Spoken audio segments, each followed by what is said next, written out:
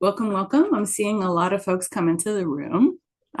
We'll start our active program in just a minute or two so that folks can filter in. But for those of you already here, welcome. In case you don't know, you're here at an ACLS webinar for applicants to the new Graduate Internships in the Spiritual Infrastructure of the Future program. This conversation will be oriented towards applicants, but we also welcome the doctoral educators and other ACLS partners who are here with us today to learn about this new initiative. I think myself and Jonathan Anjaria welcome you. We'd like to introduce ourselves in just a moment. I will mention, though, that we're also joined by my colleagues, Jessica Taylor and Edelyn Lau from ACLS. They'll be helping us out, particularly on the logistical side of the meeting. So in the webinar format, you should be able to use the chat function to let us know if you have any logistical problems. If you can't see the slides, if there's a problem with our audio, those kind of questions, please use the chat for that. There's also a Q&A box that we're going to be using for substantive questions. We will hold to answer most of those at the end of our short presentation. We're going to be recording. As you can see, there's a recording in progress. We're hoping to share a recording of our presentation with folks after the fact. But I should have started by saying, my name is Desiree Barron-Callaci, and I'm a Senior Program Officer here at ACLS, and very excited to be working on this new program with Jonathan Anjaria. Do you want to say a few words, John? Hi, everyone. It's a wonderful just to see you all here and to see the enthusiasm for this new program. We've been working on this for a few months, and so we're very excited to interact with you all and answer your questions. And yeah, I guess I should introduce myself as well. So I am John Anjaria, and I'm a professor of anthropology in the Department of Anthropology at Brandeis University. Thanks so much, John. As I mentioned, this is a webinar for applicants to the new ACLS Graduate Internships in the Spiritual Infrastructure of the Future program. And John is going to start off by giving us a little bit of context for where this new initiative comes from. Yeah. So this initiative is part of a larger grant that is funded from the Templeton Foundation. And there are three aspects of the grant, all having to do with documenting and publicizing the contemporary religious life in the US. And so what you're here for today is 1/3 of this much larger grant, which focuses on what's called professional pipelines. And the goal of the program that we're starting through the Templeton Foundation is to give current PhD students the opportunity to do work in an organization, and specifically a non-academic organization that is closely kind of in parallel or complements the PhD, the research that you're doing during your PhD. So what we've done is we've over the past few months, we've developed relationships with 10 host organizations, all broadly working in the field of kind of contemporary religious life in the US, and all of whom are eager to host a PhD student and show give there's a few things. One, they're going to give these host organizations have planned for you a really interesting project that you'd work on. And also what they're going to do is incorporate you into the kind of the daily professional life of that organization. And so we hope that gives you at least like two things. One is you'll get a chance to kind of use some of the skills and the expertise you developed during your graduate career and apply it in a non-academic context. And what we hope this is a kind of fulfilling exercise, because you'll see like how people outside of the academic world can also are excited by your work and see the value in what you're doing. And also it's going to give a chance to learn about what the work in these kind of organizations involved, and also it'll give you a very valuable experience in translating the skills and expertise of the PhD work for a non-academic audience. Awesome. Thanks, John. Sure. And this is actually very connected to some of the brass tacks of the program. I'll start at the bottom here. I want to talk a little bit about our eligibility guidelines, which are designed really with all of those values in mind that John just mentioned, and those different goals. So the shape of the opportunity is this 9-week summer internship with the host organization. But in addition to that, as John mentioned, there's professional development support that we're hoping to unfold over the course of the academic year following the internship. There will also be an opportunity for the cohort of interns to come together in person in August of 2026 And so one of our very important eligibility criteria is that folks are able to participate in all of that. And so that's part of why we've set our PhD conferral date in May of 2027. So that's just to ensure that folks will be currently enrolled PhD students through the term of the program so they can take advantage of all those opportunities and resources. But I should say that we, as John was mentioning, this is really about, in some ways, affecting folks' trajectory and really giving professional development opportunities that are not status quo available in many of these kinds of programs, generally speaking. These kind of internship programs are rare, and we hope that they're able to affect folks' trajectory early at any point in the PhD. So as long as you're currently enrolled in a humanities or social science PhD program in the United States, you're eligible for the program. And that's even if you don't have a firm dissertation topic yet, but you are interested in sort of studying topics in religion. You've got coursework having to do with religion. And that's that general awareness and interest in communicating about religion in public life is really, I think, what the program is going to be looking for. So John will talk a little bit more about what those specific components are, but that's just a little bit about why we've designed the eligibility criteria the way they are. And you can see there's a more fulsome list of disciplinary categories on the competition website. So you can see it's not complete, that list of disciplines. You may very well be eligible. If you're not on the list or not listed as ineligible, please do write to us and ask to make sure. But that's generally speaking programs in the humanities and interpretive social sciences, and that these are usually not applied or pre-professional programs. So that's the basic eligibility criteria. We're hoping that everyone within those categories that is interested in the opportunity will apply. This is just a little bit about the overall timeline and process for the program. So we have our due date on my first slide, and we'll keep repeating it. The due date for applications for the program is January 14th, 9 p.m. Eastern time. At that point, we'll ask that applicants get us a completed We'll go through the components a little bit later with John's help, but basically a complete application packet with all of the uploads required needs to come to us by January 14th. Folks are able to apply to up to 2 positions. I'll repeat that again later, but all of those applications are due on January 14th. At that point, the ACLS team will screen all of the applications for completeness and eligibility and send them off to our peer reviewers. Peer review is a stage with all of our award making at ACLS. We do believe in the values of scholarly self-governance, and what that looks like in this context is thinking about the community of practice of PhDs who are working within and beyond and straddling those sectors within the academy. So those are the kinds of reviewers who will be assessing these applications. These are folks with backgrounds in humanities and social science study of religion that have professional pathways that have gone across these sectors. So they'll be able to speak to the real nitty-gritty of these applications and making a fit with host organizations. But in the final round of this, the host organizations will interview the finalist candidates for each position and make a decision.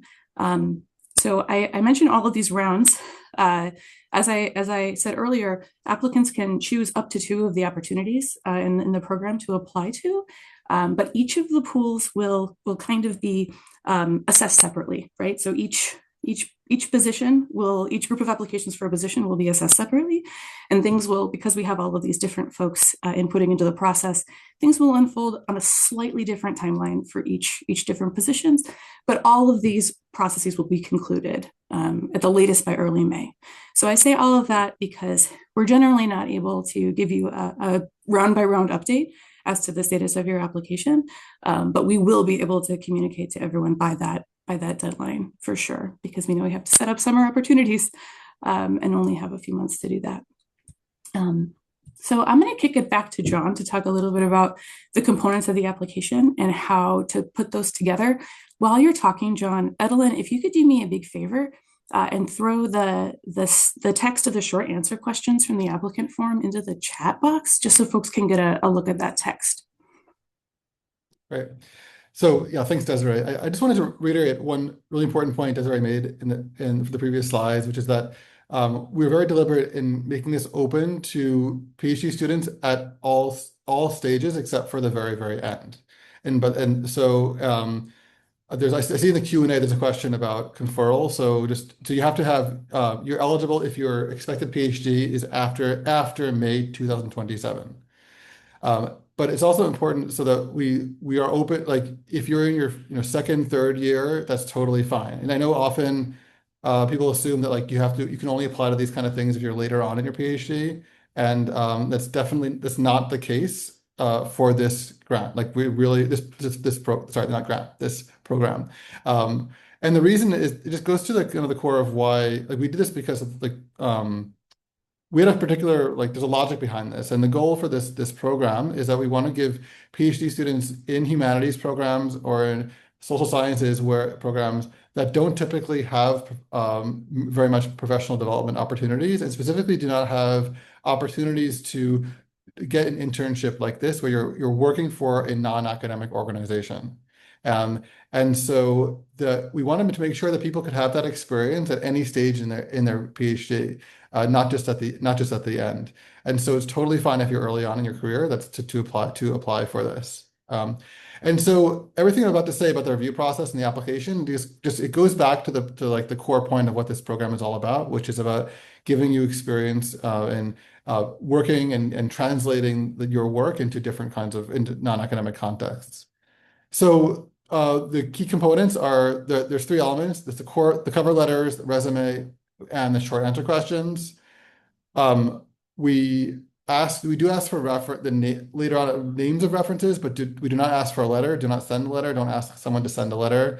And I'll be honest with you, like letters are not that important. I know people stress a lot about letters. We're trying to de-emphasize reference letters. So what really matters are the cover letter and these three things here. So regarding the cover letter, keep it succinct. It's 1 page max, and the reason is like we want to make sure this is readable and your point comes out very clearly. As mentioned here on the slide, address the particular tasks that the position asks for, and we'll show examples later on.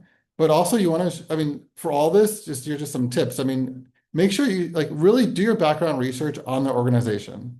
So for when you're applying to this program, and also really this applies to anything you apply for, you get a sense of who you're writing for, like who is the audience.